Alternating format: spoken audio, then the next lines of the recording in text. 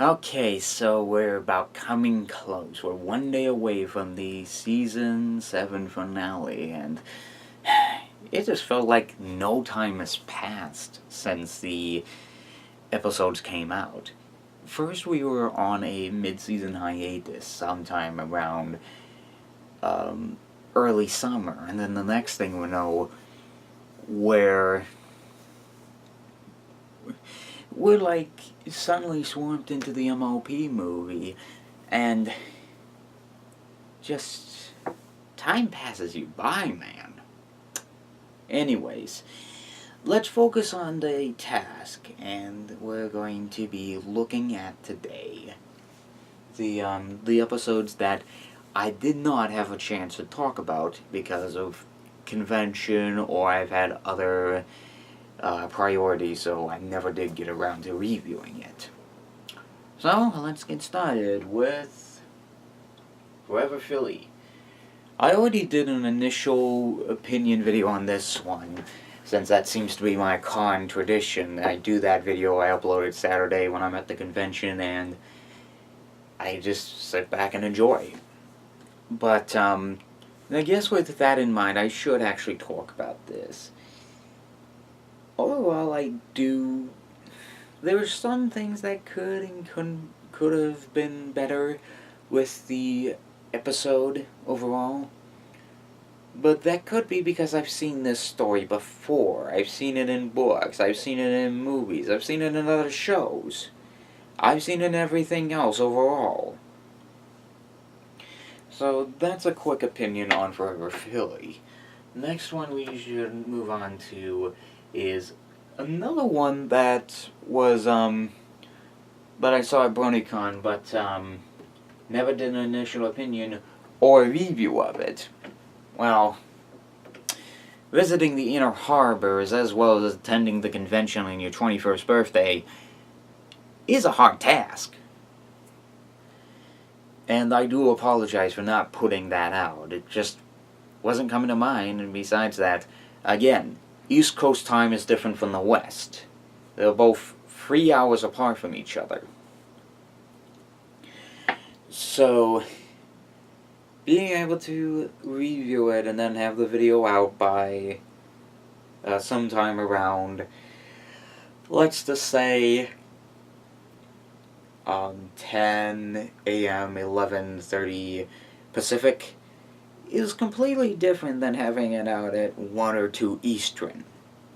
And besides that, when attending a convention like BronyCon, I couldn't just stay in my room and watch the episode. No. I needed to have other priorities set up. I needed to make sure that I had all the footage set up. Probably at the time that happened, I think it was right as the cosplay contest was going on. I don't know. But I watched a bit of the episode at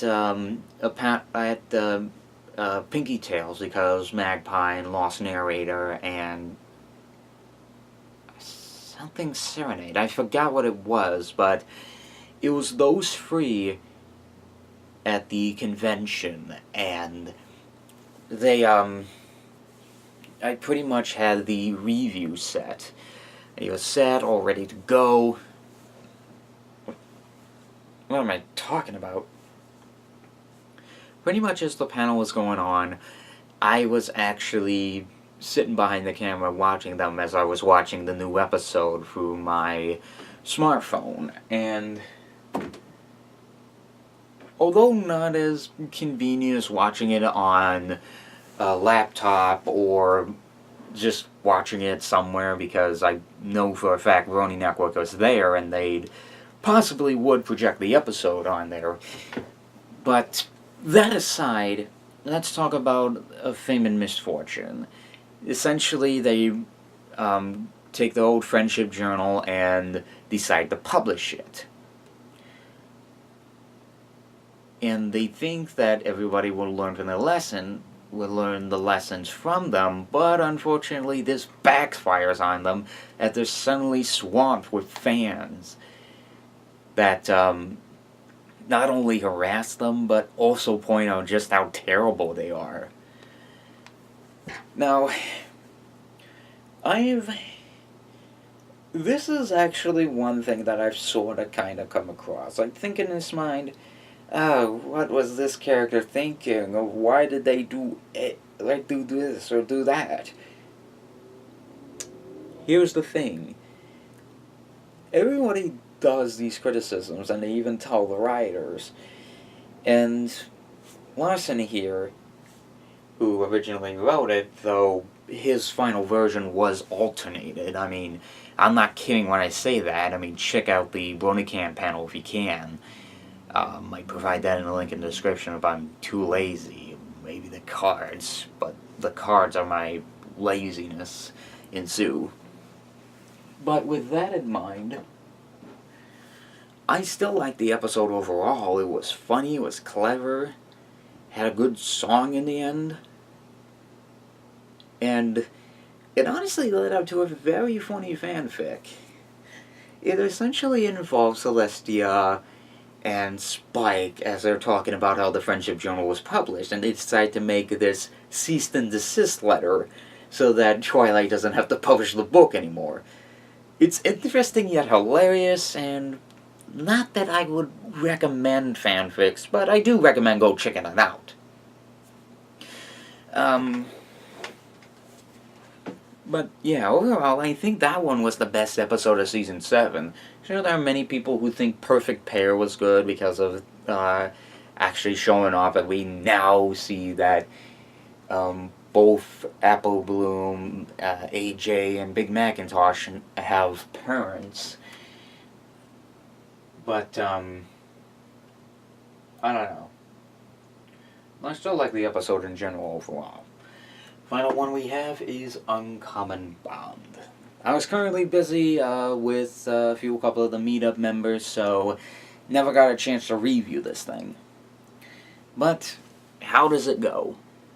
Essentially, Sunburst comes to visit Ponyville, and both Twilight and him are looking around for a lot of antique shops, and Starlight gets completely jealous that everybody he hangs around with are more sincere to him than a day with her and him alone, and starts to get a little bit jealous and angered and everything.